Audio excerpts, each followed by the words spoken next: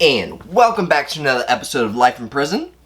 My name's Zach, and first to start off, I hope everyone had a great holiday, great Christmas, great New Year, starting this year off 2022. Honestly, I'm not feeling it already. I hope you guys had a wonderful 2021, but help make sure that 2022 is completely different, alright? So, by a New Year's resolution, go ahead, hit that subscribe button, and while you at it, hit that bell notification so you're first informed when I upload. So, today what we're going to be getting into is life in a maximum security prison. Okay, so, got some big news. So, Stone Collective Supply Company, my buddy Caleb, and, Life in Prison, we have teamed up. He is sponsoring me. So this video is sponsored by Stone Collective. He went ahead and made me a custom t-shirt with, the logo Stone Collective Supply Company on here. Since a dog paw represents, DMI, he went ahead and made me a custom shirt here. So, if any of these videos you see anything you like, we've got some short sleeves. Wouldn't be able to get this one, but eventually if you would like to purchase a t-shirt and you can get anything, he's going to have a few selections where you could customize your own t-shirt. This t-shirt is fire. On the back, the letter's a little bit bigger. Brand on the back, fire once again. So if you see any of the merchandise in any of these videos, go ahead and contact me and I will get you in contact with Caleb over at Stone Collective. Like I said, I support a big brand and I support a little brand, and we're both starting out, so I like what he's doing. As I said, his product is fire. We'll go ahead and get back to this video. So, as I always say, and as I always will keep saying, everyone's prison experience is different. So, and the reason being is some people, whenever they do time, alright, your classification is going to be different. Sometimes if you keep getting locked up, your classification will keep getting higher and higher, and it'll stay that way. Feds a little bit different. They go by points more or less. So there's different tiers in the Fed. So with the state though, you're classified as a 1 all the way up to a 5 in West Virginia prison systems. So when you're classified as a 1, as I said, you kind of have free clearance to do anything you want. You can go to these other prisons. Perney Town, these prisons have no fence. So when you have a lower classification like that, unlike 4 or 5, right? When you have to be in maximum security, and the difference is because the fences you have with max, you have 2 fences. So whenever you start going to supermax, you're not even going to see daylight, more or less. You're in a hole somewhere. You don't get out your cell. Your shower will come to you. Your meals will come to you. You don't leave your cell. West Virginia doesn't have a supermax prison, unfortunately. But if you're one of these inmates that, if you were to be sent to supermax in West Virginia, what they'll do is they'll send you to Mount Olive, and it's a program. It's called the CUES program. There was an inmate. There was the CO that ended up getting killed years ago. His last name started with a Q. I forget what the name is. Quincy something Hall, right? So the CO was killed, so they set up this whole program in remembrance of him. So if there's a lot of these dudes that are on the D3 program, so what that is you're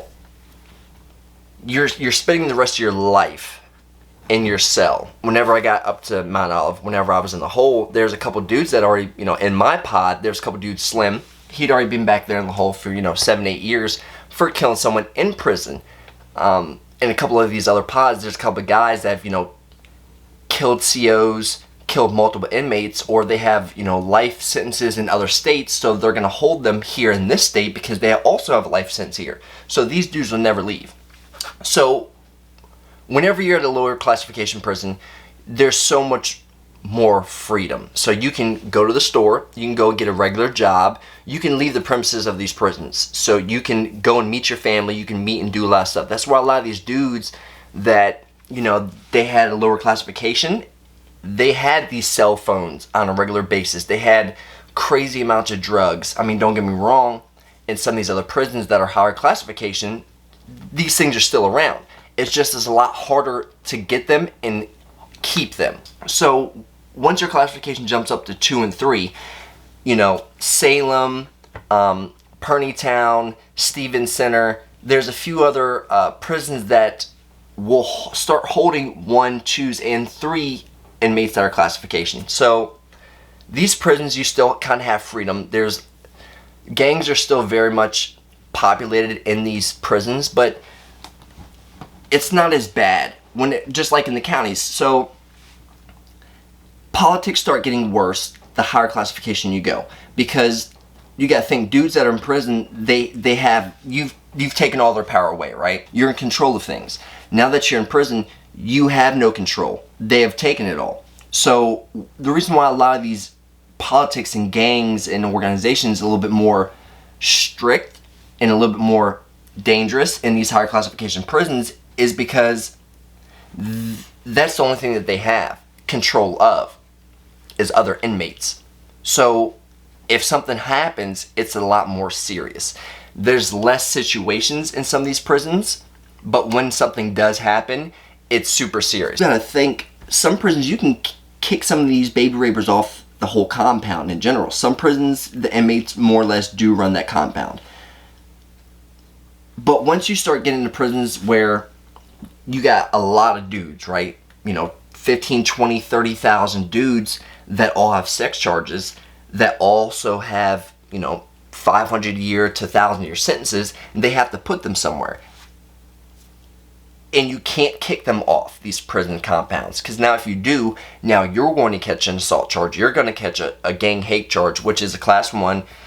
You're going to get ADSEC, and you'll be in the hole for probably about 6 months. A lot of these higher classification prisons, they have some of these child molesters that really have big boy time. You know, I'm talking 800-year sentences. But if you notice, a lot of the videos that I've talked about, all these prison killings that have happened in West Virginia, most of the people that are getting killed are these baby rapers. They're the ones that are getting smoked. Because you gotta think, a lot of these dudes have done some real fucked up shit. Like, I'm talking, as I said before, people have sodomized their own children, or, you know, I know people that have I've been in prison with people that have burnt their whole families up. I know a dude that actually ate his family, like, chopped them up, and then he ate them. You can think of any crime that someone has ever committed, and someone is in prison for exactly that. So there's a lot of monsters out there. So you only have so many places to hold these people. So when you go to these maximum classification prisons, you know, a majority of these guys have sex charges. So, you know, it's not just holding killers. It's not just holding people that have, you know, big drug charges. You know, most of the time it's, if you start selling all these drugs, the feds are going to pick it up. But you get a lot of these dudes that slip through the cracks and end up getting a fuck ton of state time.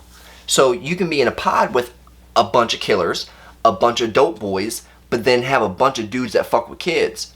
Go ahead and try to kick them off the pod and see what happens. You're going to be the one sitting in that hole, and they're going to be out here on the yard still fucking jacking off the little boy magazines and shit. Like, can't even have pictures of kids in their cells. If there's a picture of someone that's under 18 years of age in their cells, if you have a sex charge, they get in trouble for stuff like that. You cannot have any type of pictures or letters or anything dealing with a child. Like, once you hit the streets, you have no contact with a child. If you have a blood child, right? You had a kid.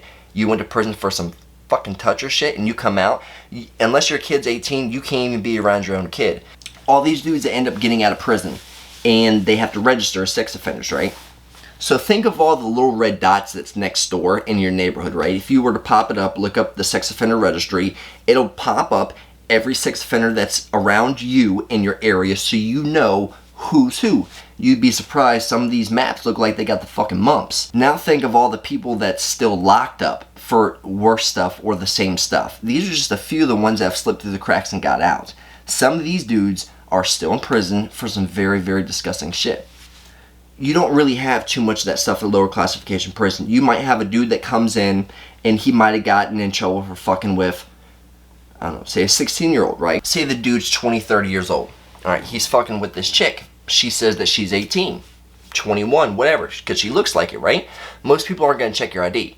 Come to find out, hey, this chick's really 16, 17 years old. Now, it's completely consensual with the girl, but with the parents saying, fuck no, now you sit in prison on a sex charge because you now got statutory rape. So a lot of these dudes that have sex charges, but it's a little bit deeper into their charges, some of these guys are still running around lower classification prisons. I know a lot of people that have been in those situations but haven't gotten in trouble for it. Do you get what I'm saying? So these dudes try to prove themselves that, no, I'm not a fucking toucher. I might have a sex charge. So some of these dudes, you know, some of these dudes are legitimate guys. Shit happens, you know. No matter who you are, you got to be careful out there, because there are people out there that will be very deceiving just to get what they need. But at the end of the day, you're the one that's going to be fucked. Once you start getting from, you know, St. Mary's, Salem, Perningtown, Stevenson, and stuff like that, that's when you jump up to Huttonsville. Huttonsville is second to max security prison. So Huttonsville's got 2 fences. Their maximum security side consists of, as I said, Huttonsville was built in like the 1940s. I want to say, I might be wrong, but I want to say it was built in like the 1940s. So it's an older building. Now with the new ADSEG portion of it, the whole is all on north side. So you get E1 and E2 in between dorm 8, 9, 10, 11, 12, and then RSAT. So that's a new part of the prison. That's built like 1995, so it's newer. So on the other side of the prison, in between dorm 4, 5, 6, B1, and B2. So after dorm 1 is on the first level of the prison. Normally dorm 1 is just a lot of older dudes. Just a lot of older guys. Nothing too crazy, just the older dorm. You know what I mean? Try to keep them away from the more rambunctious inmates, the gang members, more or less, the ones that are just running around fucking shit up for no reason. So in between them, then you got the toucher dorm, which is also a lot of old dudes that have bigger sentences, but they're also higher classification because of their charges. So they are now in cells. All the other parts of the prison is all open dorms. On north side, they have 6-man cells and 2-man cells. I've seen them. I've never been inside of them because, you know, I'm classified as a 5, so I'm single cell my whole ride. You've got all open dorms, so you've got 70 dudes just out there on bunks, boom, right there. But B1, they've got single man cells and double man cells for all these fucking touchers and rats. Go upstairs, now you got the gang unit, which now I do believe has been broken up. Since COVID's happened, they've more or less, since Chewy's there at Huttonsville still, he said that B2 isn't the gang unit anymore.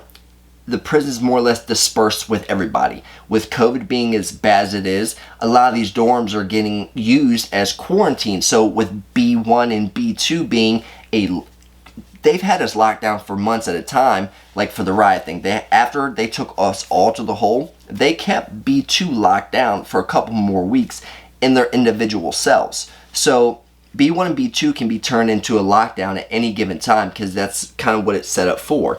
Even though you can kind of get to it, PC, it's a very vague term in certain prisons. You know, protective custody, you can either be in the hole or you can be on these dorms that are kind of made for people that are just having a really fucking rough time in prison. Like I said, you either told on something or you either touched on something. With Huttonsville being, you know, they've got 1 classifications because people come through E2 for classification. Like, I went to Martinsburg Transfer Center, MCC here in Martinsburg, West Virginia, to get classified. If you're on different parts of the state and there's no prisons that have classification, they'll send you to Huttonsville to get classified. So you'll be in the hole with people that might have just stabbed somebody and they're sitting back there waiting to get shipped to Mount Olive, and you haven't even really touched prison yet. This is your first prison experience, so you're in the hole with everybody else. So they've got people classified as 1s and people classified all the way up to 5, once again, such as myself. So I was one of the lucky ones that have a single cell the whole time I was there. Didn't have to worry about anybody. Now, people say, you know, but what about the times when you're locked down? Doesn't that drive you crazy? Well, not really, because I'm kind of used to doing whole time, and I would rather be in a cell by myself than get fucked and get put with somebody that I don't fuck with, because if you're in a gang unit, there's only so many people that they can put up there, that they are allowed to put up there. If not, it's going to be a liability on them. If they put someone that is not supposed to be up there, then they're going to get fucked up. Boom. Now they getting sued. If you were to try to kick somebody out your cell, it's not going to happen. You are going to end up going to the hole for, you know, more or less intimidating somebody, trying to get them out your cell. That's not how that works. So politics-wise, being at Huttonsville, that's when it gets a little bit more serious. You have a little bit more structure. You have a lot more dudes that, you know, this blood set might be from the West Coast, but now you in prison, you a blood, you're united. It doesn't matter what set you rock, doesn't matter what block you from, it doesn't matter. Like I said, a lot of these dudes, you know, if you're GD, if you're Crip, gangs, you know, BD, a lot of these dudes will, or Folk, a lot of these dudes will click up because they fall under the 6. Bloods, you know, the Vice Lords. A lot of these dudes, they fall under the 5. They might not have their shit tied together, but they all fall under the 5, so they're obviously going to unite with each other. Now, like I said, with DMI, you know, the only ties we have is BGF. You know, there wasn't too many of them there wasn't too many legitimate BGF members in West Virginia prison system. Like I said, I've came across one, A4, and he was legit. He was up in Mount Olive. At Huttonsville, this dude named Cheddar tried to bring some shit around, but he was false flagging. It came up to be false flagging. So, you know, we rock with ourselves. We fucked with everybody. Like I said, completely fucked with everybody. Mount Olive, that's where the real party began. Whenever a lot of these dudes, these AB dudes were serious guys.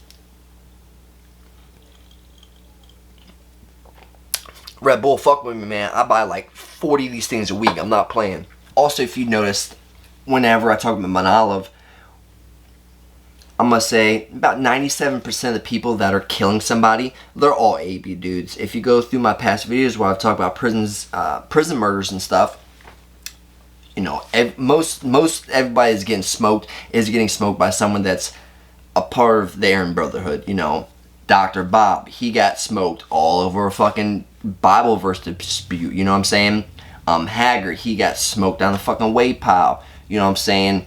Oh boy, Russell got fucking ran down in the hole. You know, while on the program, he got ran in on, poked the fuck up. You know, these are all Aryan Brotherhood dudes doing this stuff. As I said, these guys are really running the prison. As I said once again before, when you hold power, that's where everything really starts. You can be a strong organization within the prison, but that doesn't really mean you running shit. Once you get the COs on lock, you get what I'm saying? Now you really running shit because you're untouchable. That's what happened up in Mount Olive in 2019 whenever these CO cadets got fucking, they outed themselves because they were all giving out the Heil Hitler salute in a class photo. Who does it? Why would you post a picture of you doing the Heil Hitler salute and you are a fucking correctional officer? I don't know. That's the stuff I'm talking about. So Mount Olive, these dudes are getting away with things. That's who held the power. You know, they may have not had the numbers. You know, like I said, there might have been 12, 15 of these AB dudes on the yard, but they held more power than, let's say, the Bloods that had, you know, well over 200 members on the compound at the time, along with the Crips, hella members on the compound. No one was fucking with these AB dudes. Like, these AB guys had all the power. And, you know, as much as people like to try to admit, like, oh yeah, we held the compound down, we was doing this. No, motherfucker, listen. These dudes have been holding it down, and they're going to continue to hold it down. If you can't beat them, make some money off them. You know what I'm saying? This is the weird thing with Mount Olive, though. You got a lot of dudes that they might have a low classification, right? Even though it's the maximum security prison, they also have the Slayton work camp right next door. So that's a work release prison, right? You're a felon, but they have absolutely no fence around this place at all, period. You know, these dudes' classification is 1. You know, they're running around in the woods by themselves, you know what I'm saying? So Mount Olive, though, you got some lower classification dudes that just might be very you know, violent individuals. Like for myself, for instance, right? Even though I only had and Mount Olive is more or less for dudes with big sentences, like really big sentences, just because these guys are never going home, and there's only one prison that holds people doing 20 up. You know what I'm saying? If you have 20-year sentences and up, you're going to Mount Olive first, and then they'll, you know, take you back. So with me having 1 to 10, I hit the yard. So this is what happened. They'll send a lot of people to the hole up there because they have this big program up there. But once they leave the program, sometimes they'll hit the yard, or sometimes they'll ship them back out and get them out of there, right? But with me being who I was and what I had been doing at the beginning of my sentence, I was a risk. So they held me there. As I said before, it was only a few more months till they realized, oh fuck, this dude's about to go home. What is he here for? Mount Olive, it's a city within itself, you know. As I said in my last video, prison's a whole different world, especially with open prisons like Mount Olive. Their dorms are all separated, so you have to leave to do anything. So it's kind of like if you were living in an apartment complex, right, with a lot of other tenants. They just happen to be dudes, right, and never going home. You walk outside. Oh, you want to go play basketball at the park? You want to play softball at the park? Oh man, you want to go to the gym? They got a weight pile out here. Not only that, they also got an NBA regulation size court inside with hoops with a little bit more weights in there also. You want to go to the music store? Oh my god, they got guitars, they got drums, they've got saxophones. Like, you know, you want to make some jazz music? You want to rap?